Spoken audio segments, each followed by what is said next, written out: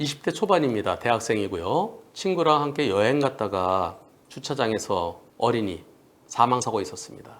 근데 CCTV나 블랙박스는 없고요. 그래서 누가 과실이 몇 대 몇인지는 잘 모르겠습니다.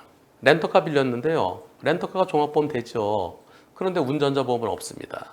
사망사고는 형사비를 해야 되는데 운전자 보험이 있으면 거기서 3천만 원이 나오는 것도 있고 좀 더 나오는 것도 있고, 그래서 운전자 보험에서 나오는 거 플러스 내 돈 좀 보태면은 형사비 하는데 도움이 되죠. 운전자 보험이 없어요. 부모님께서 적금을 깨셨어요. 그래서 돈도 좀 빌리고 그래서 형사비는 마쳤습니다. 그런데요, 형량에 대해서 궁금합니다. 사망사고를 내고 피해자 유족과 형사비까지 마쳤습니다. 아직 재판이 열리지는 않았는데요. 교통사고 사망사고는 5년 이하의 금고형 또는 2천만 원 이하의 벌금형입니다. 금고형의 가능성에 대해서 불안합니다. 보통 초범이고 형사비가 끝난 사망사고, 교통사고 사망사고에 실제 선고되는 형은 어느 정도인가요? 5년 이하 또는 2천만 원의 벌금형. 벌금형은 잘 없어요. 벌금이 되려면 밤에 누가 누워 있었다. 그래서 안 보였다. 근데 무죄는 아니다. 오히려 사망자의 잘못이 훨씬 더 크다. 그런 경우는 벌금형 가능합니다. 근데 그렇지 않고 운전자 잘못이 더 큰 경우, 피해자 잘못이 없거나 또는 피해자 잘못이 있더라도 조금밖에 안 될 때, 그럴 때는 실형이냐 집행유예냐 둘 중에 하나예요. 형사비 안 됐다. 형사비 안 됐으면 그럼 실형 가능성이 더 높은 거죠. 형사비 됐으면 집행유예예요. 집행유예. 다만 윤창호법, 음주 사망사고, 음주 뺑소니 이런 경우는 형사비 되더라도 집행유예 어렵습니다. 그러나 일반 교통사고는 사망사고일 때 형사비 되면 집행유예 거의 100%예요. 왜? 피해자 유족들로부터 용서받았으면 판사도 용서를 해줍니다. 그런데 여러 명 사망했다. 그럴 때는 안 돼요. 한 사고로 뭐 서너 명 사망했을 때 그럴 때는 결과가 너무 크니까 그런 경우는 합의되더라도 집행유예는 안 되고 형량이 낮아지는 거죠. 일반적으로 법원에서는 한 사람 사망했을 때 금고 1년으로 봅니다. 대체로 그래요. 그래서 금고 1년, 합의 안 됐으면 금고 1년, 또 뭐 10월 될 때도 있죠. 금고 1년에 합의됐으면 집행유예 2년, 이런 식입니다. 또 합의는 안 되더라도 충분한 공탁이 됐을 때, 그때는 공탁된 것을 참작해서 집행유예 될 수도 있고요. 근데 지금 이 젊은이는 12대 예외사유에 해당되지 않고 윤창호법도 아니고 뺑소니도 아니고 그 집행유예는 확실해요. 확실한데 젊은이들은 집행유예 받으면 사회생활에 지장이 많습니다. 일반적으로 집행유예는 금고 1년에 집행유예 2년, 그리고 2년 동안 아무 문제 없이 착실하게 지내면 그럼 끝나요. 하지만 젊은이들은 앞으로 뭘 할지 모르잖아요. 공무원 시험을 준비할지, 젊은이들이 앞으로 어떤 직장을 가야 될지. 근데 직장에 따라서 집행유예 전과가 있으면은 아예 그 직장에 못 들어가는 경우가 있습니다. 가장 대표적인 게 공무원이죠. 국가공무원법 보겠습니다.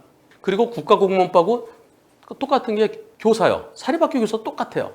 자, 우선 다음에 해당되는 사람은 공무원으로 임명될 수 없다. 실형 선고받고 실형을 살고 나와서 5년이 지나야 돼요. 5년이 지나면 그럼 공무원 못해요. 또 집행유예 받은 사람, 집행유예 기간이 끝나고 금고 1년에 집행유예 2년 그러면 1년, 그러니까 금고 1년에 집행유예 2년이면 2년이죠. 집행유예 기간이. 그 2년 플러스 2년이에요. 그래서 제가 혹시라도 어린이 보호구에서 어린이 사망사고 일으키면은 3년 이상이잖아요. 그러면 나중에 합의돼서 깎아주더라도 징역 1년율에 집행유예 3년 이렇게 나와요. 그럼 그 3년이 지나고 다시 2년이 지나야 공무원 될 수 있는 거예요. 그렇기 때문에 민식이법 그 사망사고 그때 벌금형이었기 때문에 무진장형이 무겁다. 공무원은 공무원 관둬야 되고요. 공무원 대리사는 공무원이 될 수 없다.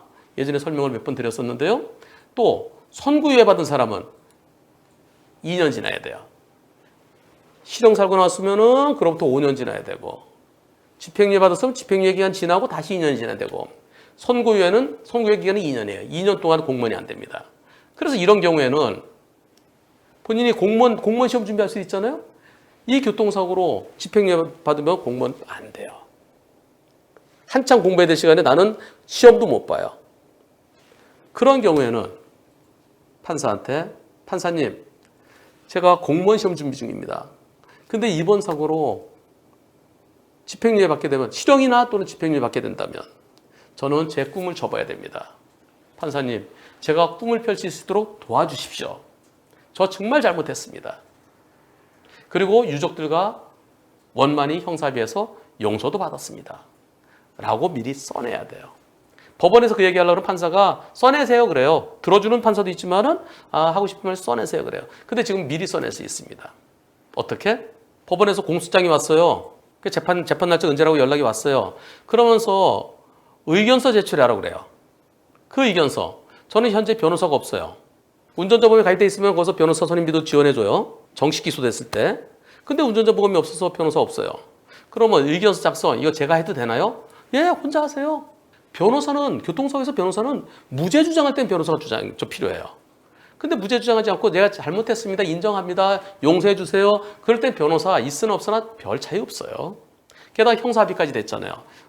여러분들 대법관 출신 변호사 선임해서 형사합의하지 않고 좀 봐주세요 하는 것보다 변호사 없이 형사합의하는 이게 훨씬 더 좋습니다. 그래서 저는 변호사 선임할 돈으로 형사합의금에 보태라. 그래서 유족들로부터 용서를 받아라. 유족들로부터 용서를 받으면 판사도 용서를 해줄 수 있는 거예요. 유족들로부터 용서받지 못하고 대법관 출신 변호사 선임해서 봐달라. 못 봐줘요. 유족들이 눈을 뜨고 쳐다보고 있잖아요. 의견서, 이 의견서에 쓰시는 겁니다. 제 꿈이 공무원입니다. 제 꿈이 예컨대 무슨 사법시험이라든가 또는 세무사라든가 이런 것들이 하여튼 공무원에 준하는 또 제 꿈이 지금 교사가 되는 겁니다. 이럴 때 제 꿈을 이룰 수 있도록 판사님 도와주십시오. 라고 쓰는 거예요. 이 의견서에 쭉 쓰는 난이 있어요. 공소장을 인정합니까? 네, 저 인정합니다. 공소사실 인정합니다. 예, 제가 잘못했습니다. 그래서 제가 사망사고 이렇게 했습니다. 저 반성합니다. 그러면서 꼭 하고 싶은 얘기. 판사님, 공무원이 될 수 있는 길은 딱 하나입니다. 벌금형. 실형은 걱정 안 하셔도 돼요. 집행유예는 확실해 보입니다. 벌금형에 은전을 베풀어 달라고 써내시고요. 그리고 나중에 한 번 더 반성문 형태 또는 탄원서 형태로 다시 한번 절박한 내용에 대해서 정말 염치 없습니다. 정말 뭐라고 말씀드리더라도 제 잘못을 아무리 제가 뉘우친다 하더라도 용서받지 못할 거는 잘 알고 있습니다. 그러나 운전자 보험에도 가입돼 있지 않아서 부모님의 도움 그리고 저도 주변에서 빌려서 그래서 종합보험과 별도로 유족분들과는 형사합의했고 그리고 유족들로부터는 용서를 받았습니다. 판사님, 염치 없지만 제가 공무원 시험에 응시할 수 있는 자격을 판사님께서 부여해 주시면 고맙겠습니다. 제가 벌금형 대상이 아니라는 거 잘 압니다. 제가 벌금 받을 내용이 아니고 저는 진짜 무겁게 처벌받는 저는 잘 알고 있습니다.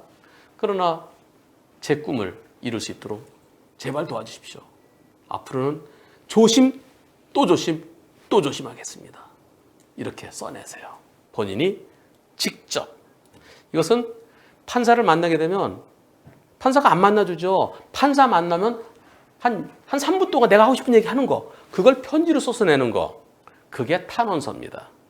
그게 반성문이고 그것이 요즘은 의견서에 미리 써내라고 합니다.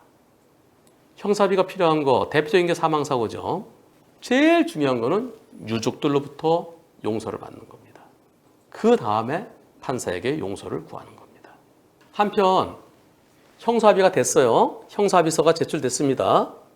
그런데 어떤 분들은 피해자 유족들로부터 좀 탄원서를 받아서 제출하면 도움된다. 그래서 피해자 유족들께 찾아가서 탄원서 한 번만 더 써주세요. 그렇게 부탁을 해보는 게 좋겠습니다. 이런 분들이 계세요. 그거 도움되지 않습니다. 왜?